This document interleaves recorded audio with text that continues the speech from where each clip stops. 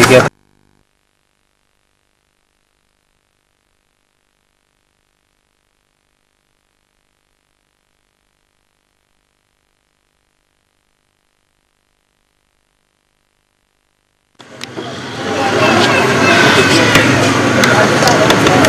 آج آپ کی خدمت میں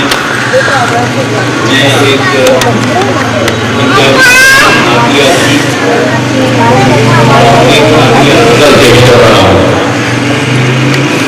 میرے اس کے نابینا لے کے نیلیاں رتیاں ساویاں منگاں اپنے ہتھی آ کے پائیاں. میں اس کے نابینا لے کے ساویاں رتیاں نیلیاں منگاں اپنے ہتھی آ کے پائیاں.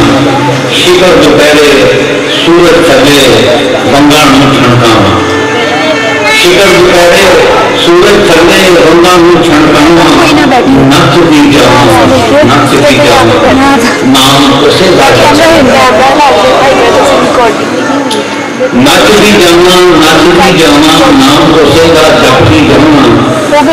منہ رکھاں دا کٹدا جاوے منہ رکھاں دا کٹدا جاوے ماں چھڈی نوں چھڑدا جاوے. منہ رکھاں دا کٹدا جاوے ماں چھڈی نوں چھڑدا جاوے. اندر بھانبڑ وددا جاوے اندر بھانبڑ وددا جاوے. سامی مکن والے ہو گئے سامی مکن والے ہو گئے. میں کب کہندی اپنا منگ لے میں کب کہندی اپنا منگ لے. اس کوٹی نوں درشن دے دے درشن دے دے درشن دے. ایک دیا غزل کیسے کہہ دوں یہ میرا ہے کیسے کہہ دوں یہ میرا ہے جان تیری دل کی تیرا. کیسے کہہ دوں یہ میرا ہے جان تیری دل کی تیرا ہے. تیرے درشن کی خواہش ہے تیرے درشن کی خواہش ہے اور جہاں میں رکھا کیا ہے. تیرے درشن کی خواہش ہے اور جہاں میں رکھا کیا ہے. سو جاؤں تو خواب ہے تیرے سو جاؤں تو خواب ہے تیرے. جاگوں تو تیرا سپنا ہے سو جاؤں تو خواب ہے تیرے. جاگوں تو تیرا سپنا ہے. تجھ سے تجھ تک میری دنیا تجھ سے تجھ تک میری دنیا. تو منزل ہے تو رستہ ہے. تجھ سے تجھ تک میری دنیا تو منزل ہے تو رستہ ہے. تجھ سے کم پر کب راضی ہوں تجھ سے کم پر کب راضی ہوں. تجھ سے زیادہ کب چاہتا ہے تجھ سے کم پر کب راضی ہوں. تجھ سے زیادہ کیا چاہا ہے. اور تیرے نام سوا تاریخ کو تیرے نام سوا تاریخ کو کچھ سوچا ہے نہ آتا ہے. کیسے کہتی ہوں یہ میرا ہے جان تیری دل کی تیرا ہے.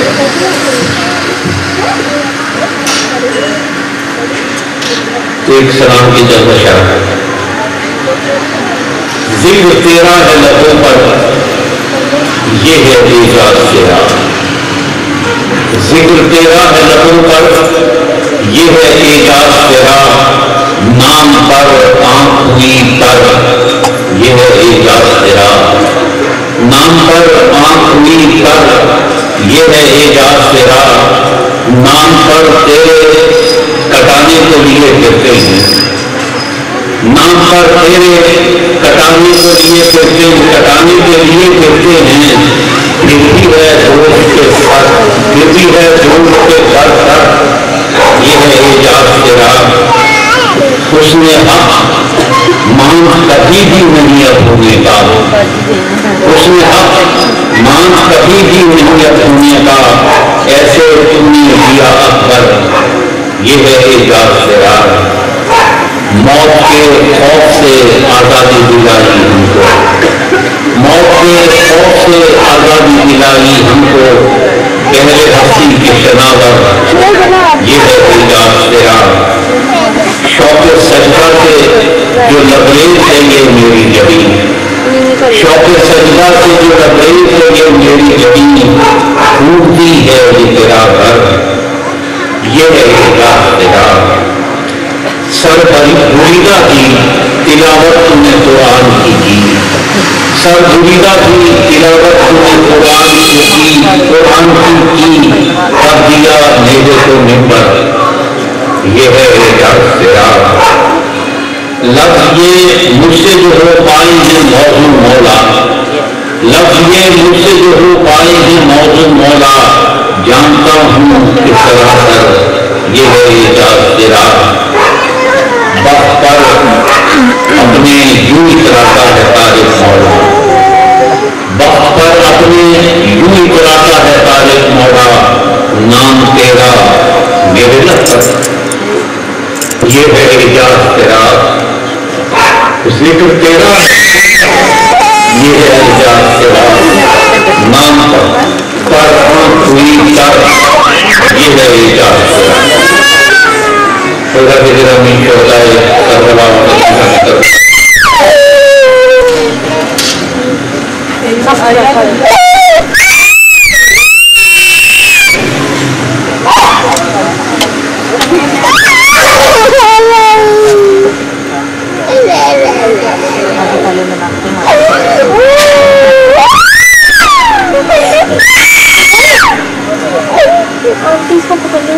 میں بھی بول نہیں تھا آنا پڑتا 10 سال کے بعد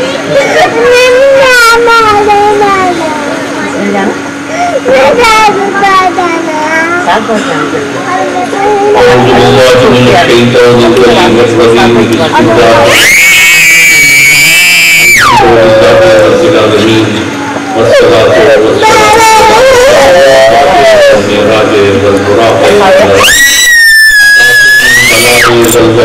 والقحط والمرض والألم اسمه مكتوب مرفوع منشور في اللوح والقلم سيدتي جواب اسمه مقدس موقر مطهر منور في البيت والحرم شمس الضحى بدر الدجى بدر الأولى نور الهدى بيت البراء مصباح الظلم جميل القيم شفيع الأمم صاحب الجود والكرم الله أكبر وجبريل القادر والبراق مرتبه والميراج سفره وسدرة المنتهى وقاب قوسين مدروسه والمكروه مقصوده والمكروه مزيده سيد المرسلين خاتم النبيين شفيع المذنبين انيس الغريبين رحمة للعالمين راحة العاشقين مراد المشتاقين شمس العارفين سراج السالكين مصباح المقربين محب الفقراء والغرباء والمساكين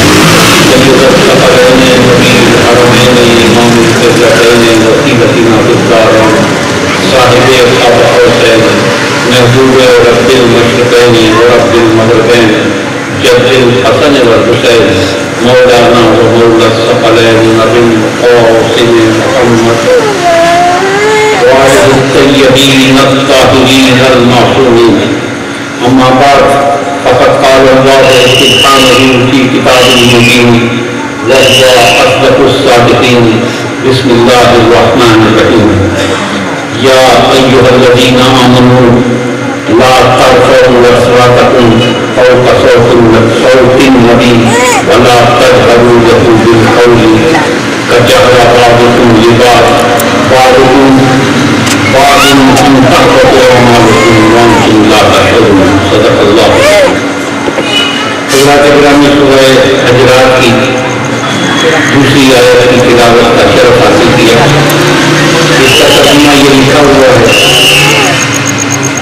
اے ایمان والو تم اپنی آوازیں اللہ علیہ وسلم کی آواز کو بلند مت کرو، نہ ان سے ایسے بات کرو جیسے تم آپس میں بات کرتے ہو، کہیں تمہارے اعمال برباد ہو جائیں اور تم کو شروع کرنا۔ اس آیت مبارکہ میں اللہ تعالیٰ نے دو باتیں بتائی۔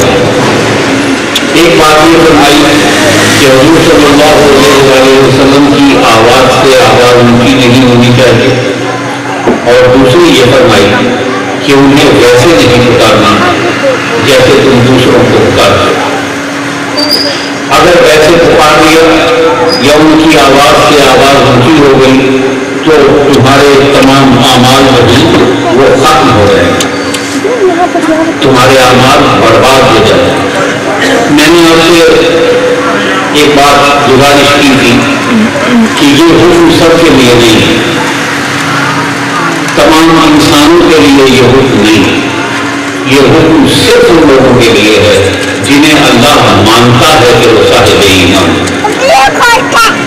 یا الذین آمنوا, وہ لوگ جو صاحب ایمان, جنہوں نے صرف زبان سے اسلام کا اعلان کیا ہے ان کے لیے نہیں, جن کے دلوں میں اسلام بس گیا ہے ان کے لیے یہ حکم, ان کے لیے بھی یہ اختیار کے تقاضے. اللہ فرما رہا ہے کہ اگر تم نے ایسا کیا, آواز اونچی ہو گئی یا انہیں ویسے پکارا جیسے تم دوسروں کو پکارتے ہو, تو اعمال دور کرتے مانو نہیں کرنے آمال. اسی طرح کے آگے اللہ فرماتا ہے کہ ان الذین یغضون اصواتهم عند رسول اللہ اولئک الذین الذین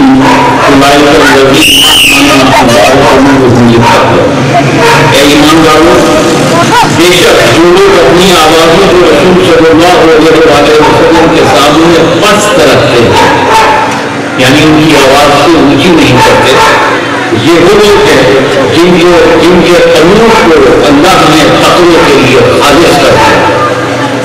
تو جب تک تقوی کے لیے دل خالص نہ ہوا ہو تب تک ایسا ممکن نہیں ہوتا. اگر ایسا کرو گے تو اللہ تمہارے قلوب کو تقوی کے لیے خالص کر دے. نہیں کرو گے تو تمہارے اعمال جو ہیں تمہارے منہ کر دیں گے. اس کے معنی ایک یہ ہے کہ حضور صلی اللہ علیہ وسلم سے جو ہماری محبت ہے, حضور صلی اللہ علیہ وسلم نے فرمایا کہ وہ آدمی اس وقت تک مسلمان نہیں ہوتا جب تک وہ کائنات کی ہر شے اور خود اپنی جان سے زیادہ حضور سے محبوب نہ ہو, اس وقت تک وہ مسلمان ہی نہیں ہے. اللہ فرما رہا ہے کہ اگر ادب میں ذرا سی کمی ہو گئی تو مسلمان رہتا نہیں ہے, محبت میں کمی ہوگی تو ہوتا نہیں ہے, ادب میں کمی ہوگی تو رہتا نہیں ہے. اور یہ جو دو جذبے ہیں بالعموم, آدمی جس کا ادب کرتا ہے اس سے عموماً ایسا بے شمار اوقات ہوتا ہے کہ ہم بہت سی اشیاء کا ادب کرتے ہیں, خوف سے کرتے ہیں, ڈر کے کرتے ہیں, کسی اور وجہ سے کرتے ہیں, محبت نہیں کرتے. حضور صلی اللہ علیہ وسلم سے وہ محبت نہیں چاہیے, وہ ادب نہیں چاہیے جو کسی وجہ سے, کسی خوف سے نہیں, اتنی محبت اور پھر ادب.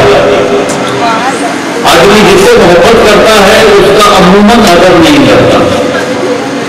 بچہ جو ہوتا ہے بہت معصوم چھوٹا سا ہوتا ہے اور اس کی تمام کائنات اس کی ماں ہوتی ہے, لیکن وہ ماں کا ادب نہیں کرتا, ادب نہیں کر رہا ہوتا. ماں سے محبت بہت کرتا ہے, ماں کے بغیر زندہ نہیں رہ سکتا, لیکن ماں کا ادب نہیں کرتا. تو یہ جو تضاد متضاد ہے ادب اور محبت, بارگاہ رسالت صلی اللہ علیہ وسلم کے لیے یہ دونوں جذبے اپنی منتہا پر چاہیے مسلمان ہونے اور مسلمان رہنے کے لیے.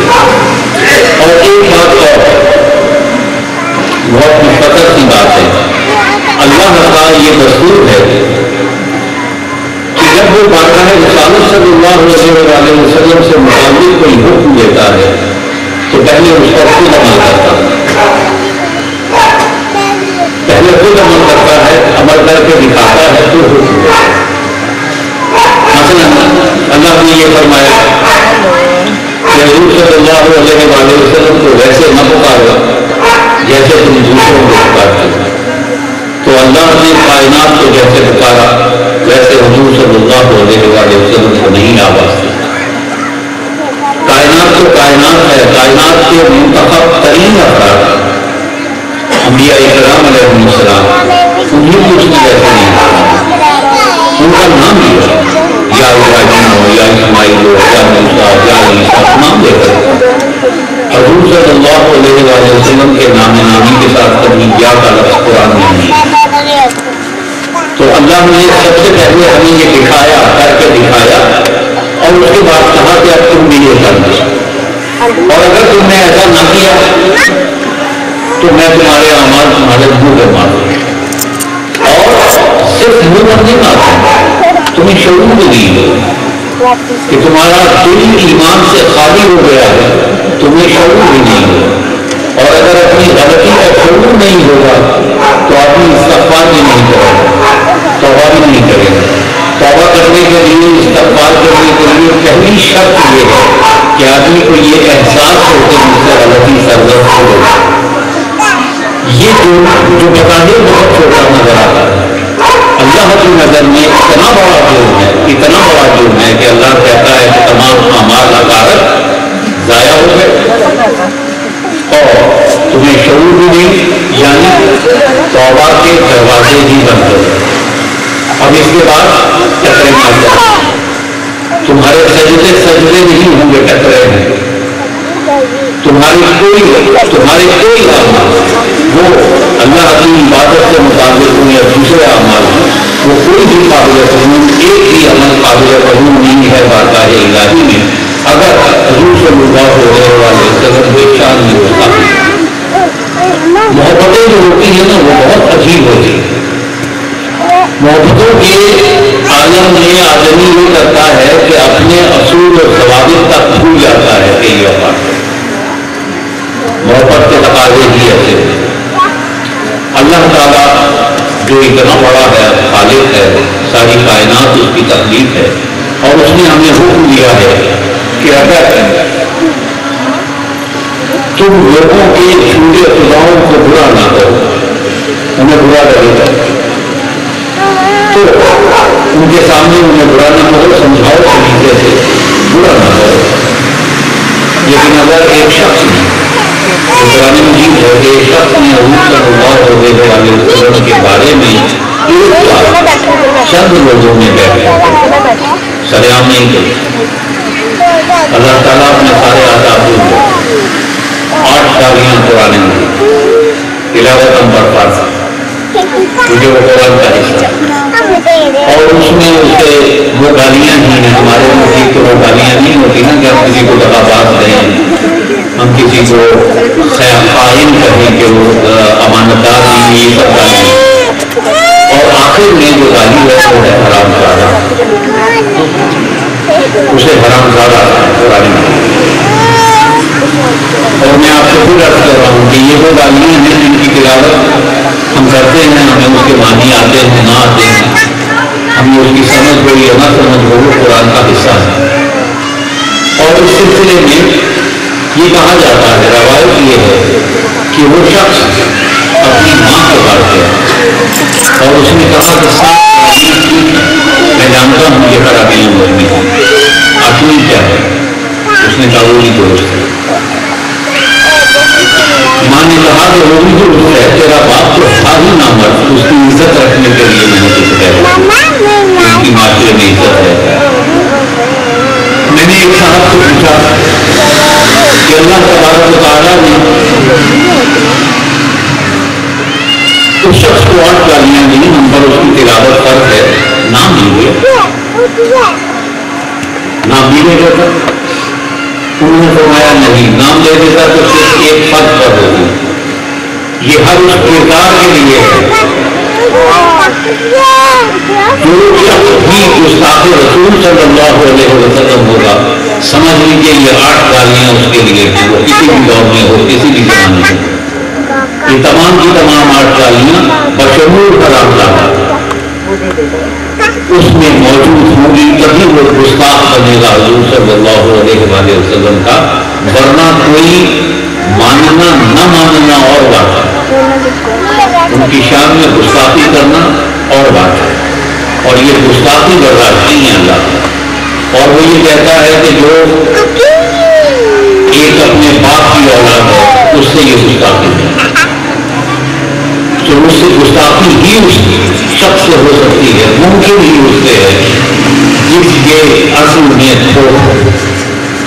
ایک بات تو دوسری اہم بات یہ ہے کہ حضور صلی اللہ علیہ وآلہ وسلم سے اللہ کا ایک عجیب تعلق ہے، وہ میں جانتا ہوں، آپ سے عرض کر چکا ہوں کہ اس کے لیے لفظ نہیں ہے ہمارے پاس کہ اس تعلق کو ہم کوئی نام دے سکیں، بس وہ ایک تعلق اتنا شدید ہے کہ ہماری عقل، ہماری فہم اسے سوچنے سے قاصر۔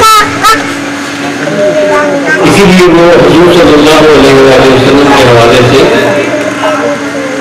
غیر غضب میں آیا اور انہیں کے حوالے سے وہ محبتوں میں آتا۔ اللہ تعالیٰ نے، میں نے آپ سے گزارش کی کہ اللہ تعالیٰ حضور صلی اللہ علیہ وآلہ وسلم کے حوالے سے ہمیں جو احکامات دیتا ہے پہلے اس پر عمل کرتا ہے، پھر ہمیں حکم دیتا ہے۔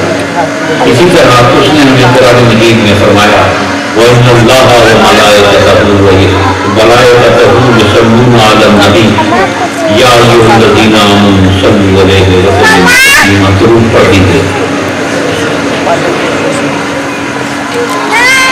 کچھ مقامات پر اس آیہ مبارکہ کی جب بھی تلاوت آپ کی آواز میں آئے تو درود واجب ہو جائے، اس لیے درود پڑھ لینا چاہیے جب بھی آیت پڑھے، کبھی بھی پڑھی جائے۔ عموماً پڑھنے والا بھی درود پڑھتا ہے، آپ خطبوں میں دیکھتے ہیں کہ جہاں یہ آیت آتی ہے اس کے ساتھ ہی متصل اس کے درود ہوتا ہے۔ اس کا ترجمہ یہ ہے کہ بے شک اللہ تعالیٰ اپنے ملائکہ کے ساتھ بارگاہ رسالت صلی اللہ علیہ وآلہ وسلم میں درود بھیجتا ہے۔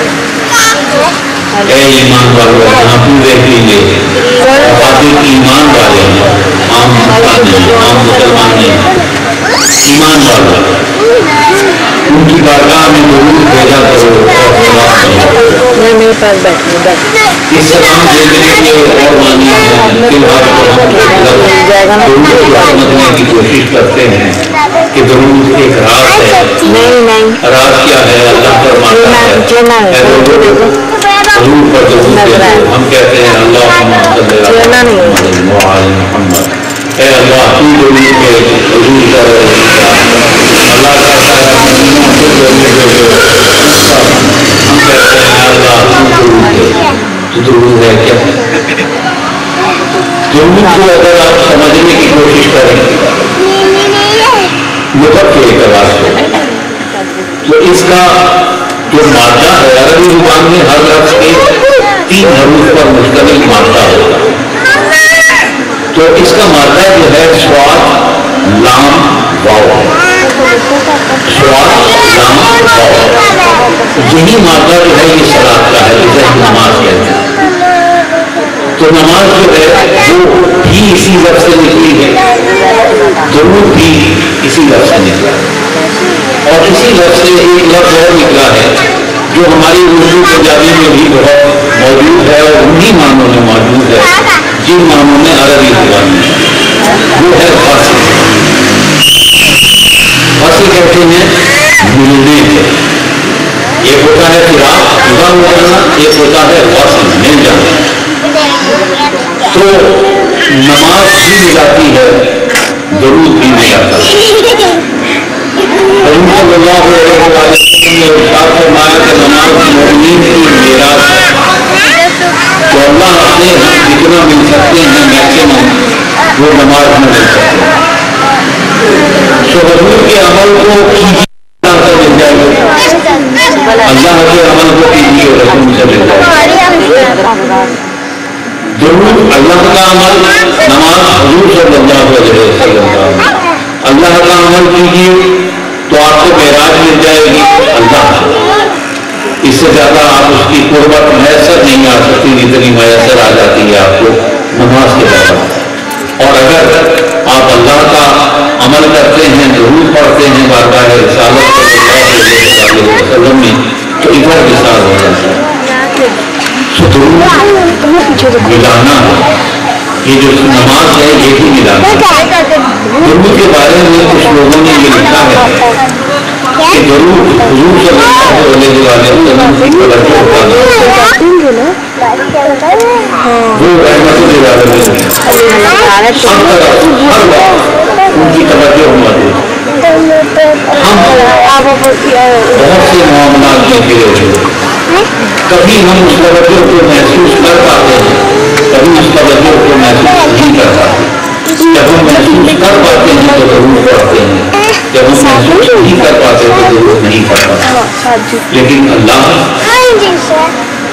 جو ہے وہ اس میں کوئی اور مسئلہ ہی نہیں ہے وہ منزہ ہے ہر طرح سے لہذا وہ ہما خود حضور صلی اللہ علیہ وسلم کی طرف میں ہے وہ اس کا مطلب ہر وقت محسوس کرتا ہے اور ہر وقت ضرور پڑھتا ہے ہم کبھی کبھی محسوس کرتے ہیں کبھی کبھی پڑھتے ہیں ورنہ اللہ جو ہے وہ تو ہمارا تو حضور صلی اللہ علیہ وسلم کی جو توجہ ہے اس کا نام ہے جس طرف ہو جائے وہ ضرور پڑھنے لگتا ہے جس طرف بھی ہو جائے وہ اللہ کی طرف ہو جائے وہ انسان کی طرف ہو جائے جس طرف وہ ضرور پڑھنے لگتا ہے اللہ بھی حضور صلی اللہ علیہ وسلم کی بارگاہ میں ضرور پڑھ رہا ہے اور ہمیں بھی حکم دے رہا ہے کہ تم ضرور پڑھو اللہ کا حضور صلی اللہ علیہ وسلم سے کیا رشتہ ہے اللہ کا تعارف کیا ہے اللہ کے بہت بے شمار تعارف ہیں اس کے اسماء گرامی ہیں اور کیا کیا کچھ ہے اور ایک تعارف اس نے اپنا قرآن مجید میں یہ کرایا ہے اللہ جی وہ ذرا کہیں نہ تم آپ کھڑے ہو جائیں وہ آپ کو دیکھتا رہے جو آپ کے کھڑے ہونے پر آپ کے دیدار میں گم ہو جائے وہی اللہ وہ ہے جو آپ کے دیدار میں گم ہو گئے تو اللہ نے اپنا ایک تعارف یہ بھی کروایا اور اللہ کی جو معاملات ہیں حضور صلی اللہ علیہ وسلم وہ ہماری سمجھ اور فہم سے بالا ہیں ہم نہیں سمجھ پاتے اسے اللہ تعالیٰ نے مثلا قرآن مجید میں یہ فرمایا ان کنتم تحبون اللہ فاتبعونی یحببکم اللہ اے لوگوں اگر مجھ سے محبت کرنا چاہتے تو حضور صلی اللہ علیہ وسلم کی اتباع کرو میں تمہیں محبوب بنا دوں اب اس میں کئی باتیں ایک بات تو مختصراً یہ ہے کہ اللہ اگر محبوب ہو جائے تو ہم اس کے محبت کے تقاضوں کو پورا نہیں کرتے ہم نے اتنی سخت ہی نہیں ہے کہ ہم اللہ کی محبت کے تقاضے پورے کرتے بہت بری بات ہے کہ اس نے تو سونا ہی نہیں تو محبوب سوئے نہ اور ہم سو جائیں بری بات ہے اس نے کھانا بھی نہیں ہے تو محبوب کھائے نہ ہم کھانا کھا لیں بری بات ہے اس نے پینا بھی نہیں ہے وہ پیے نہ ہم پانی بھی نہیں بری بات ہے تو ہم اس کی محبت کے تقاضے پورے کر ہی نہیں سکتے اس نے کیا کہا اس نے کہا اتباع کرو حضور صلی اللہ علیہ وسلم قرآن مجید کی جتنی باتیں سمجھ میں آ سکیں وہ بہت بڑی ہیں وہ سب باتیں کہاں سمجھ میں آتی ہیں اللہ نے یہ نہیں فرمایا کہ حضور کی اطاعت کو میں محبوب بنا لوں گا یہ نہیں کرنا ہے کہ اطاعت کرو میں محبوب بنا لوں گا کہاں اتباع کرو میں محبوب بنا لوں گا اور یہ کیا معاملہ ہے اب اصل میں بات یہ ہے کہ جب آپ حضور صلی اللہ علیہ وسلم کی اطاعت کرتے ہیں تو اس کے ساتھ اس کی متصل اطاعت ہوتی ہے وہ خدا اللہ تعالیٰ تو اطاعت میں اللہ تعالیٰ شریک ہے جس نے رسول صلی اللہ علیہ وسلم کی اطاعت کی پس اس نے اللہ کی اطاعت جس نے ان کی اطاعت کی پس اس نے اللہ کی اللہ کی اطاعت کرنے کا طریقہ کیا ہے کہ ہم حضور صلی اللہ علیہ وسلم کی اطاعت کریں تو جو ان کی اطاعت کرے گا وہ اللہ کی اطاعت کرے گا تو اس کا مطلب یہ ہوا کہ اطاعت میں اللہ شریک ہے اتباع میں اللہ نہیں ہے اتباع صرف رسول اللہ علیہ وسلم نماز پڑھنی ہے یہ حکم ہے، کیسے پڑھنی ہے یہ اتباع ہے، یہ اللہ نے یہ رسول صلی اللہ علیہ وسلم نے بتایا. تو جہاں وہ لاشریک ہیں، حضور صلی اللہ علیہ وسلم کی ذات اقدس لاشریک ہے، وہاں آپ وہ عمل کریں تو پھر اللہ آپ کو اپنا محبوب بنائے. اور اللہ یہ نہیں کہہ رہا کہ حضور صلی اللہ علیہ وسلم میرے محبوب ہیں، وہ یہ کہہ رہا ہے کہ ان کی اتباع کرے. ہر وہ شخص جو اتباع کرے گا وہ حضور صلی اللہ علیہ وسلم کی اتباع کرنے کے نتیجے میں اللہ کا محبوب ہوگا. اور اللہ کے محبوب ہونے کے معنی ایک معنی مختصر یہ ہے کہ عاشق کو محبوب کی ماننی پڑتی ہے. عاشق جو ہے اس کو محبوب کی ماننی پڑتی ہے، منوانی نہیں ہوتی. محبت کے اصول جو ہیں، محبت کے جو طریقہ کار ہے وہ یہ ہے کہ اللہ نے محبوب کو دیا. اگر وہ حقیقتاً محبوب ہے تو اس کی بات ماننی ہے، اس کو بات منوانی نہیں. اس کی رضا پر کرنا ہے، اس کو اپنی رضا کے مطابق نہیں چلنا. تو اللہ یہ فرما رہا ہے کہ جو اتباع رسول کرے، مجھ سے محبت کرتے ہوئے اتباع کرے رسول صلی اللہ علیہ وسلم کی، وہ میرا محبوب ہو جائے. حضور صلی اللہ علیہ وسلم کیا ہوں گے؟ ایک بات بہت مختصر سی بات ہے، جن کا ذرا سا شوق ہے، اور وہ یہ ہے کہ اللہ نے یہ فرمایا کہ حضور صلی اللہ علیہ وسلم کی آواز سے آواز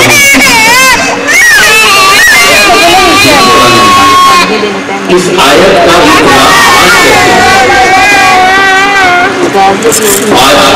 ہماری آنکھوں کے سامنے وہ ذات اقدس نہیں ہے، ہماری آنکھیں ان کا درشن کرنے سے محروم ہیں.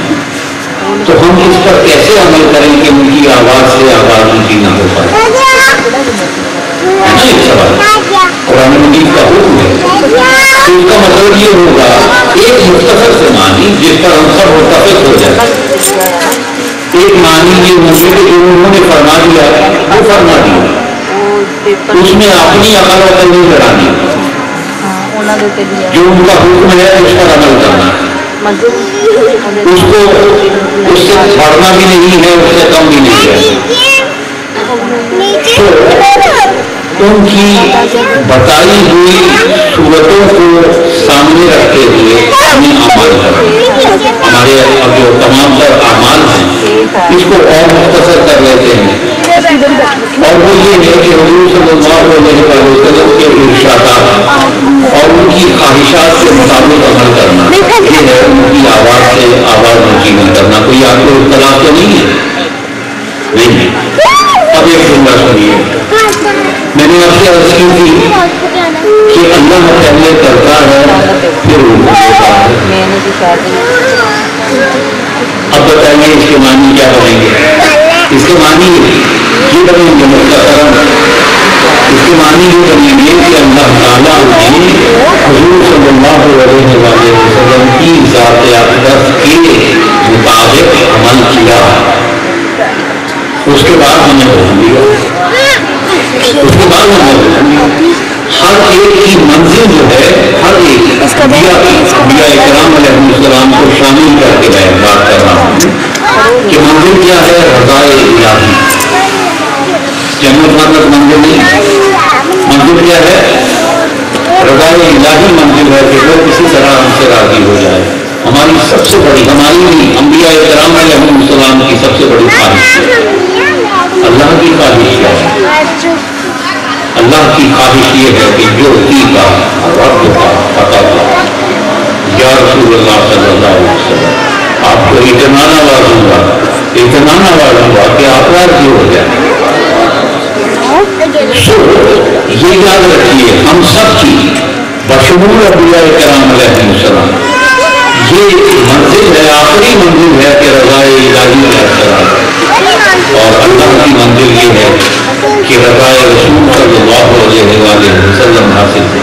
اسی لیے ہم دیکھتے ہیں کہ قرآن مجید میں موجود ہے، ہمارے لوگ مانتے جانتے ہیں اس بات کو کہ تمام انبیاء کرام علیہ السلام جو بیت المقدس کی طرف رخ کر کے سجدہ کرتے ہیں، حضور صلی اللہ علیہ وآلہ وسلم نے بھی کچھ عرصہ بیت المقدس کی طرف رخ کر کے سجدہ کیا اور پھر قرآن مجید کا حکم آ گیا، اللہ کی وحی آ گئی، اور وہ جو وحی آئی وہ عجیب آئی، یہ نہیں آئی کہ آپ دعا کرتے ہیں تو اس طرح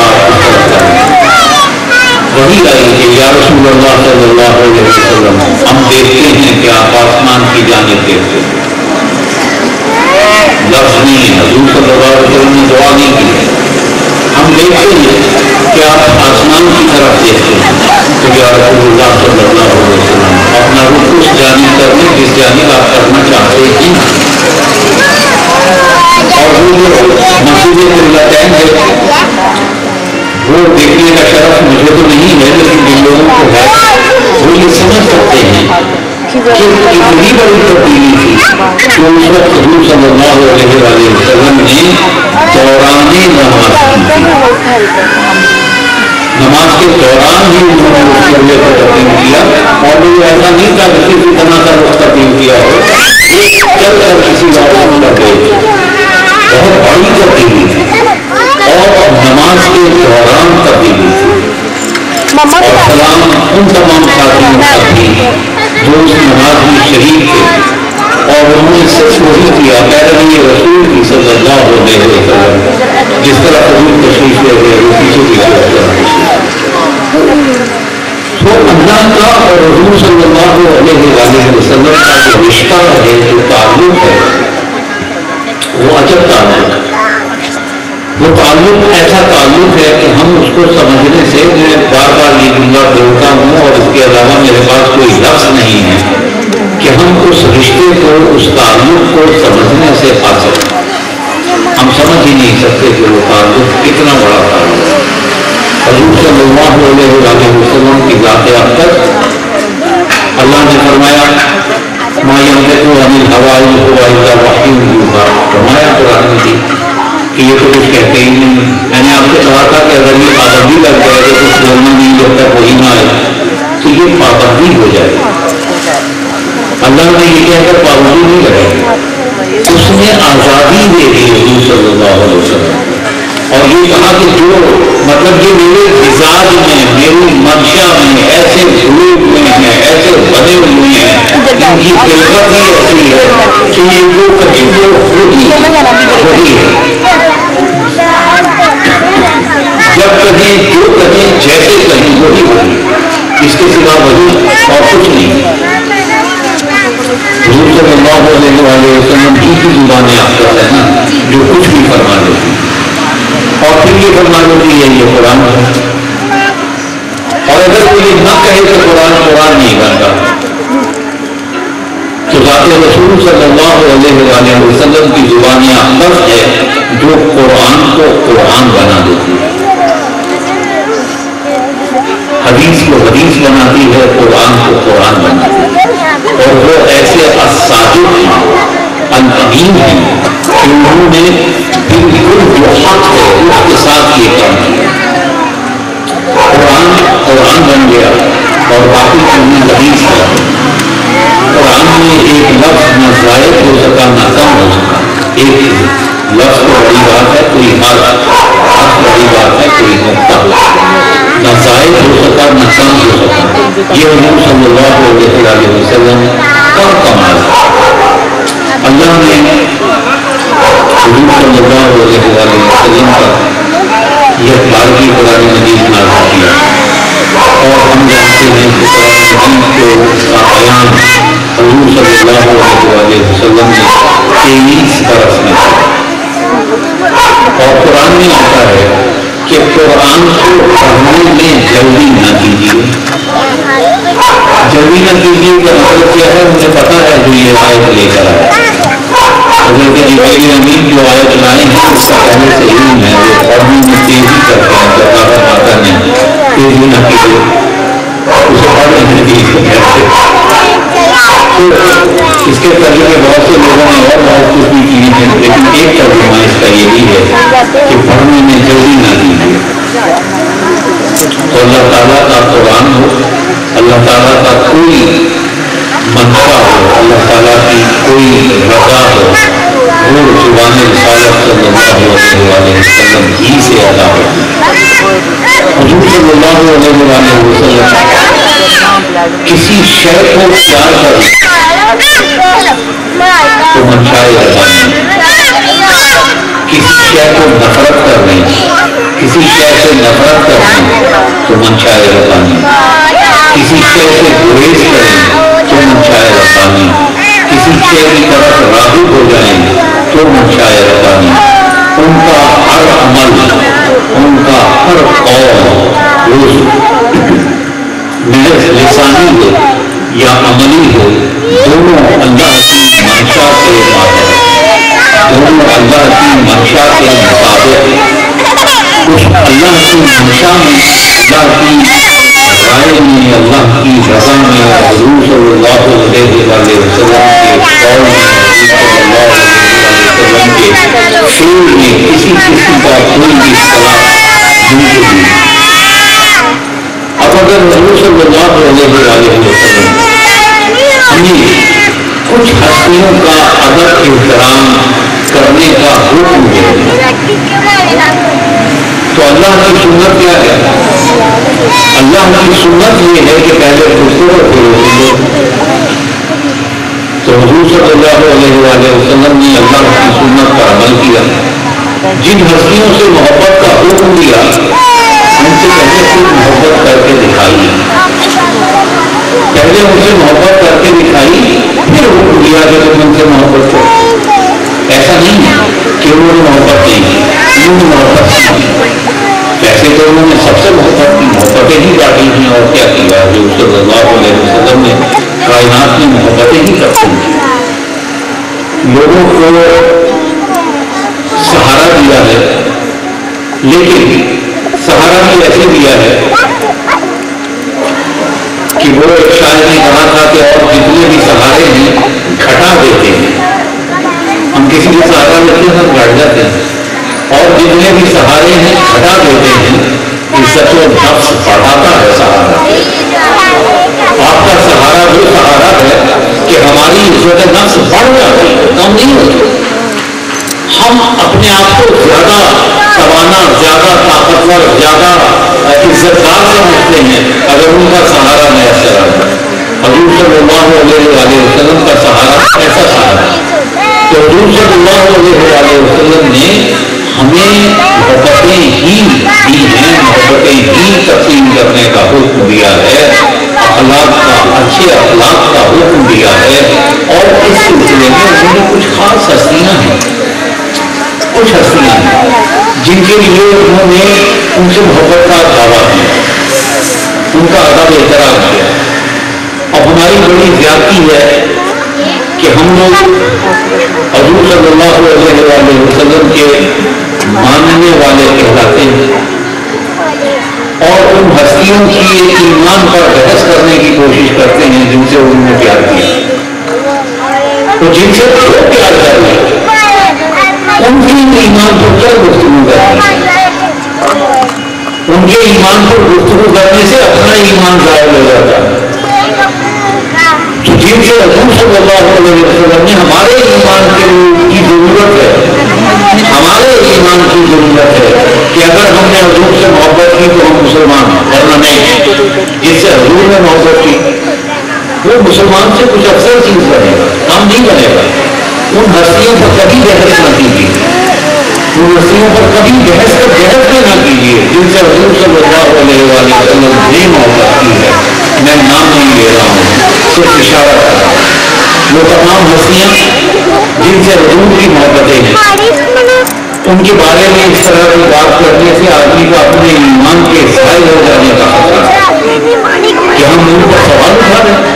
ان پر جن سے حضور میں محبت ہے, ان پر جن سے حضور صلی اللہ علیہ وسلم نے ان کی محبت کا احترام کیا, جنہوں نے اپنی زندگیاں حضور صلی اللہ علیہ وسلم کے ساتھ گزاری اور ایسے گزاری کہ حضور صلی اللہ علیہ وسلم نے ان کی زندگی پر، ان کی محبت پر، ان کے تعلق پر ناز کیا.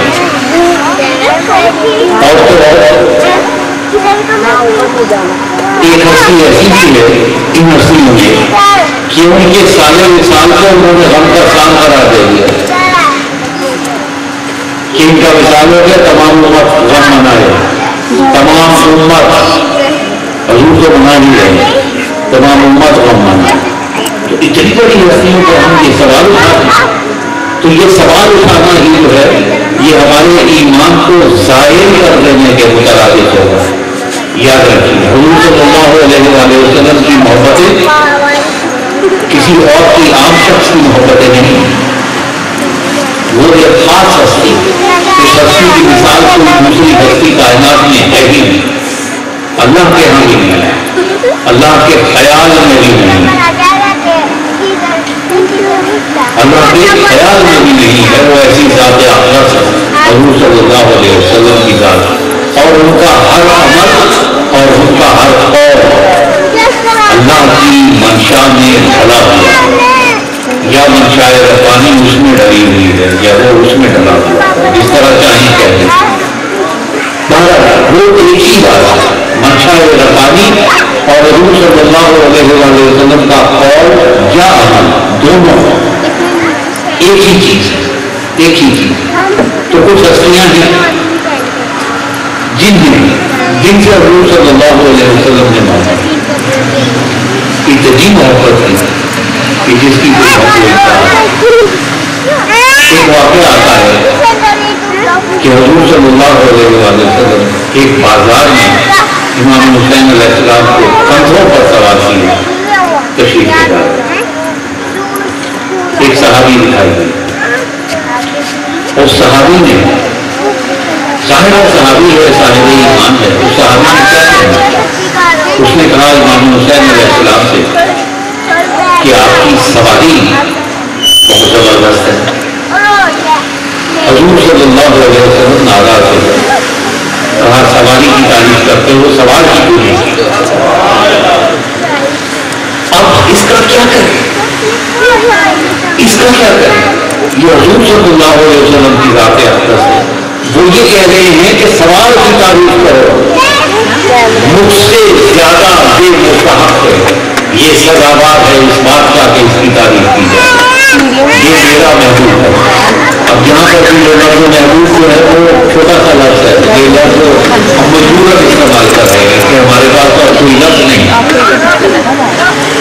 اس بات کو یوں سمجھ لیجیے کہ حضور صلی اللہ علیہ وسلم نے کبھی امام علی مقام کا دل نہیں دکھایا، ان کی ہر خواہش کو پورا کر دیا، ان کی ہر بات کو پورا کر دیا.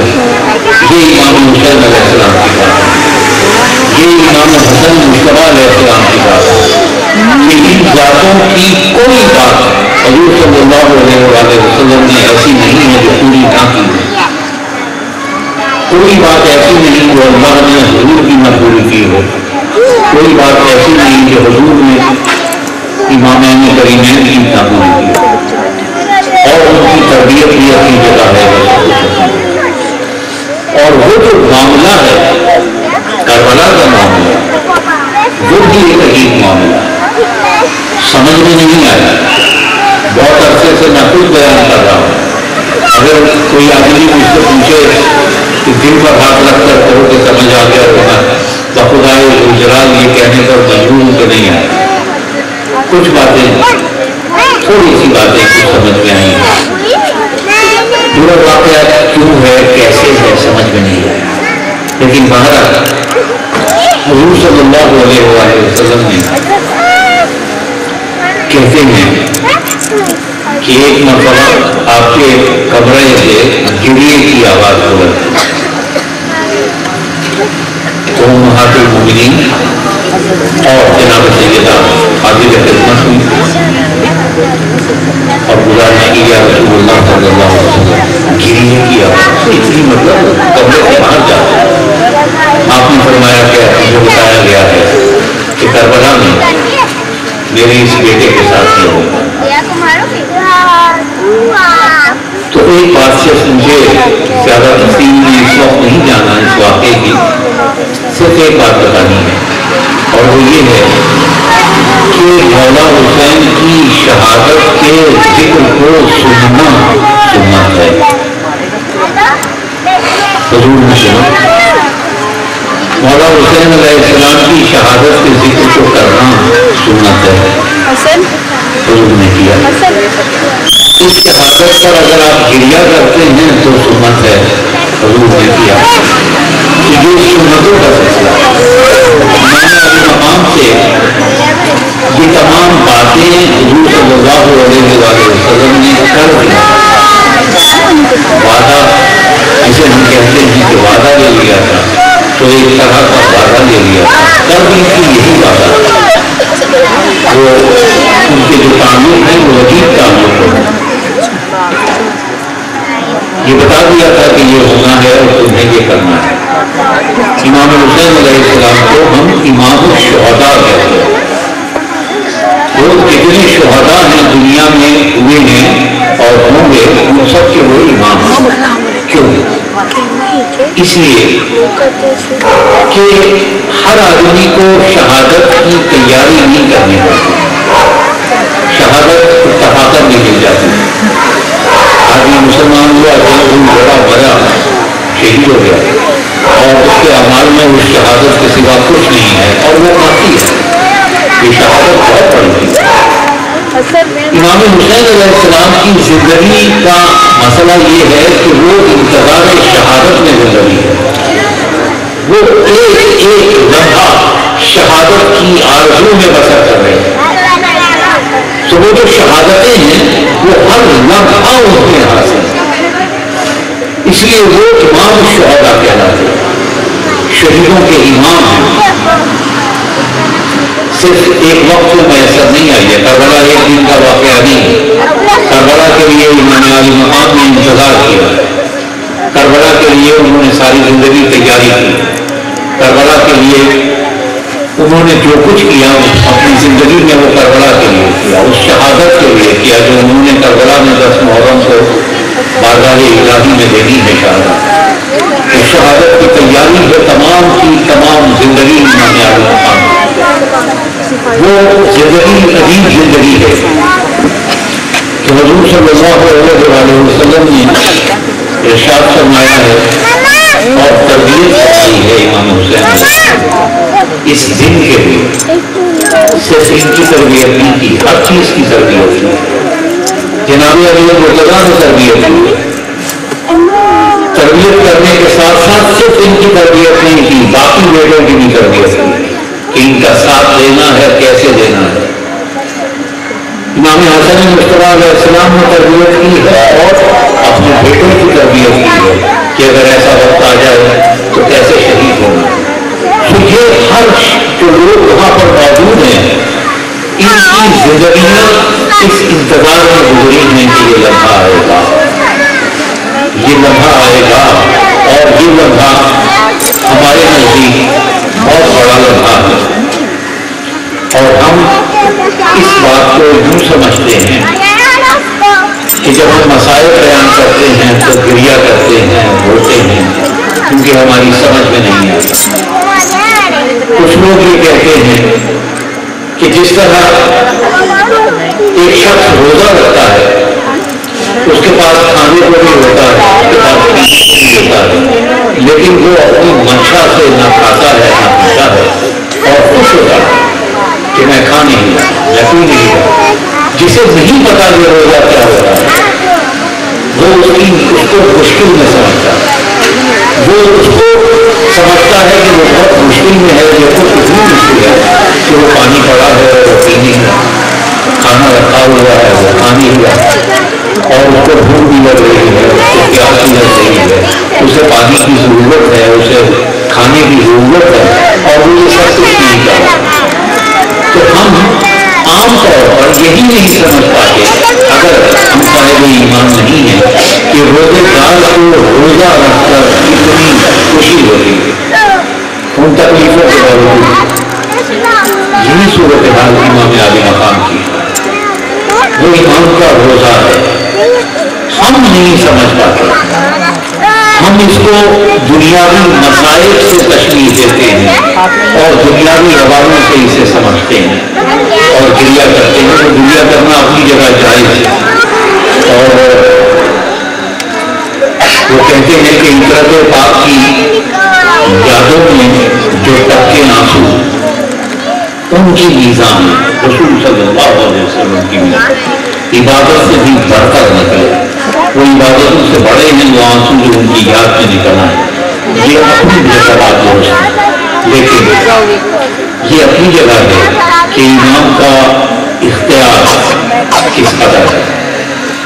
ایک روایت آتی ہے کہ ایک شخص جو جنوں میں سے تھا وہ حاضر خدمت ہوا اور اس نے کہا کہ مولا 2 منٹ دیجیے، فرمایا نہیں، یہ خلاف عدل ہے کہ انسان جنوں سے لڑے، یہ خلاف عدل ہے۔ انہیں عدل کا کس قدر خیال ہے، عدل کا کس قدر خیال ہے، جہاں ظلم ہو رہا ہے، یہ عدل کا مقدار ظلم ہے، تو جہاں ظلم ہو رہا ہو وہاں پر عدل کا اتنا خیال ہے۔ اور اس کے بعد مولا کے بارے میں یہ کہا جاتا ہے کہ مولا نے اس صحرا میں ٹھوکر ماری تو ایک چشمہ پانی کا ابل پڑا اور کہا کہ پانی پی، اس نے کہا مولا آپ پانی ہمارے لیے، تو پانی ایسی شے نہیں ہے کہ جو میسر نہیں کی جا سکتی تھی، ایسی نہیں ہے، وہ انہوں نے میسر نہیں کی، یہ اور بات ہے، یہ ان کا اختیار ہے کہ یہ سب کچھ ہوتے ہوئے انہوں نے ان تمام چیزوں کو برداشت کیا۔ برداشت کرنے کو ہر ایک چیز ہے جو برداشت کر لی جاتی ہے، لیکن جہاں محبتیں بہت ہوتی ہیں محبتوں میں برداشت کرنا زیادہ مشکل ہوتا ہے۔ امام علی مقام نے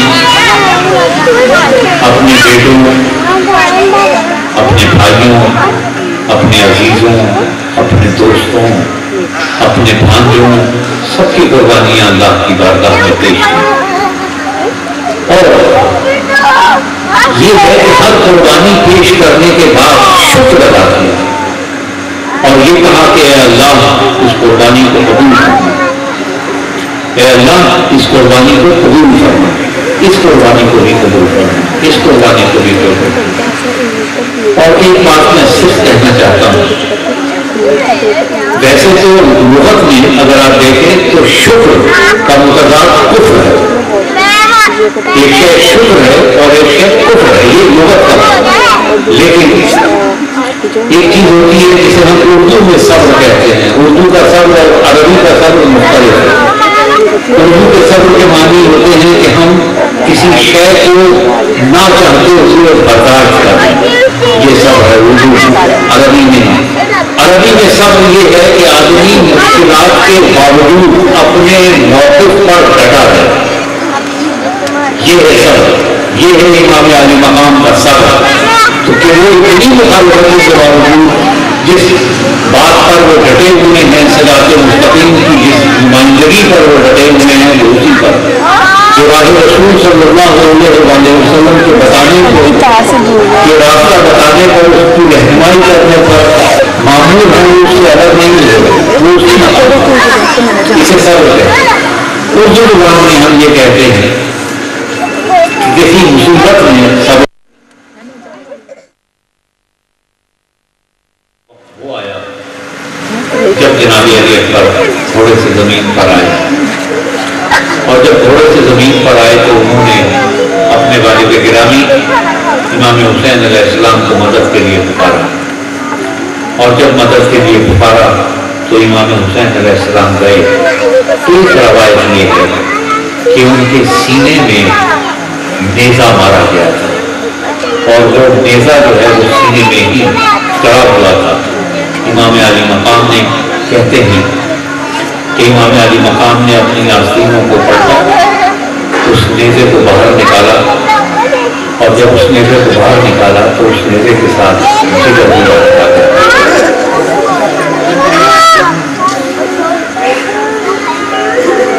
ایک روایت ہے کہ امام زین العابدین علیہ السلام سے کسی نے پوچھا تھا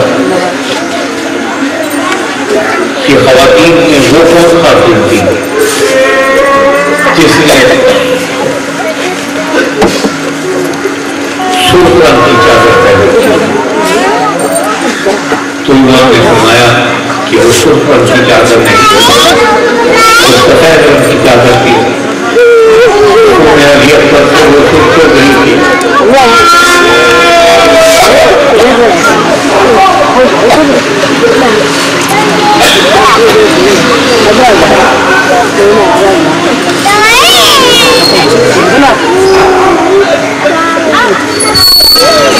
جوان بیٹے کا لاشا اٹھا کے شکر کرے، جوان بیٹے کا لاشا اٹھا کے شکر کیا.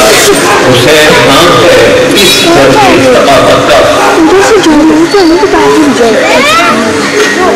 اللہ تعالیٰ میں بچوں کی ایسے نکال لیا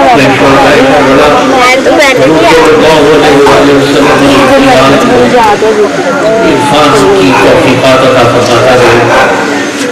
اے اللہ کوئی بات کسی بھی طرح سے غلط ہو گئی ہو تو اسے معاف فرما، ہماری حاضری کو قبول فرما.